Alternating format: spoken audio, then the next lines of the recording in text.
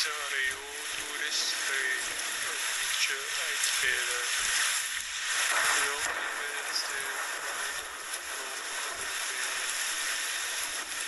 Zetten in de taverne te drinken.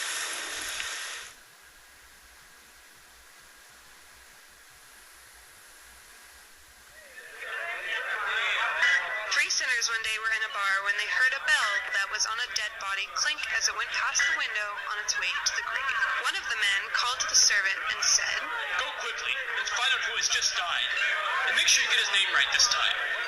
The servant said, "Well, I don't have to, because I found out about 2 hours ago that he was an old friend of yours, who was killed just last night. He was completely drunk when the shadowy thief called Death, who was responsible for all the deaths in this country, drove his weapon into the man's heart and sliced it in two before silently moving on again. He has killed thousands during this plague, so be careful, because you can never anticipate his presence, since he will appear unexpectedly. At least that's what my mother always told me." The bartender then said, "He is right. Death has killed many men, women, and children in a large town about a mile from here. I bet that Death lives there, so it would be smart to be prepared in case we ever meet him."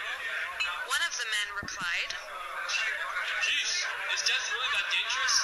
Then I swear to God that I will hunt him down because I am not afraid of death. My friends, are you thinking what I'm thinking? Why don't we grab hands and swear an oath to become brothers? Together we can kill Death in revenge for all the other people he has killed. We will find him and cut him down before today is over." Together, the three sinners swore to live and die for each other like they had been brothers from birth. Then they stood up, very angry and very drunk, and left the bar to go to the town that the bartender had mentioned in hopes of finding and killing Death. They had not gotten far, though, when they came across a very old man. The old man greeted them politely and said, "Gentlemen, may God bless you and keep you well." "What the hell do you want, old man?"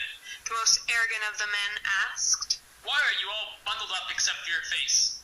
How are you so old? Shouldn't you be dead by now?" The old man looked him right in the eyes and said, "I couldn't even find a man in India or in any city or town who would trade their youth for my old age.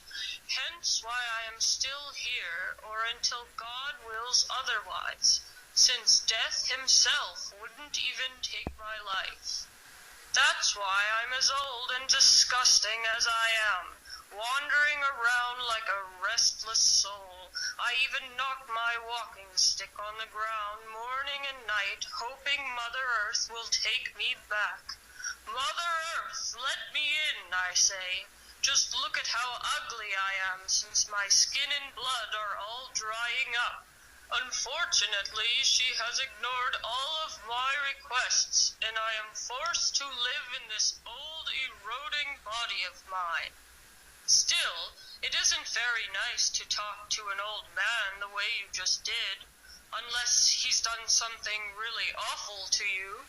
Respect your elders. Don't do or say things to an old man that you wouldn't want done or said to you. May God go with you wherever you go. Me, I should go away now." "Hold the phone, Gramps," one of the ruffians said. "You're not going anywhere, old man. Seems like you know a lot about this bastard Death, who's been killing all of our friends. Are you two working together or something to try and kill all the young people around here? I think you're his spy.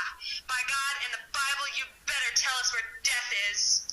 "Well, you whippersnappers," he said, "if you must know, you can find Death up this crooked path, in a meadow under a big oak tree. Let the one who has saved all humankind save you." The sinners then stumbled all the way to the oak tree, and when they got there, they found barrels of gold and chests overflowing with precious metals. At this point, they no longer cared about seeking revenge against Death, because they were too distracted by the shininess of all that gold. The worst one of all the sinners said, "My brothers, I have an idea. Fortune has led us to this treasure, so we can continue to live our lives in frivolity.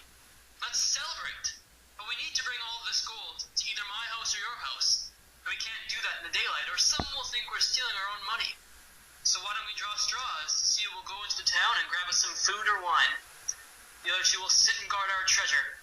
And then when he returns, we can carry the treasure away. And then he put 3 straws in his fists and had each of the other 2 take one to see who would be the one to run into town. The youngest of the 3 picked the short straw, so he left right away for town. Once he was gone, one of the rogues said to the other, I know that we swore oaths to each other like we were brothers. But wouldn't it be nice if we could split the treasure 2 ways instead of 3? What do you think about that? Well, that would be just great, the other one said. But I don't know how you're going to do that, since the kid already knows about the gold. What would we say to him? Well, I know that together we are stronger than him. So when he gets back, we will jump on him like we're just joking around. And I will stab him through the side, and you will do the same. We will try to make it look like an accident. And then we can enjoy the gold for ourselves. Both men then agreed to kill the third.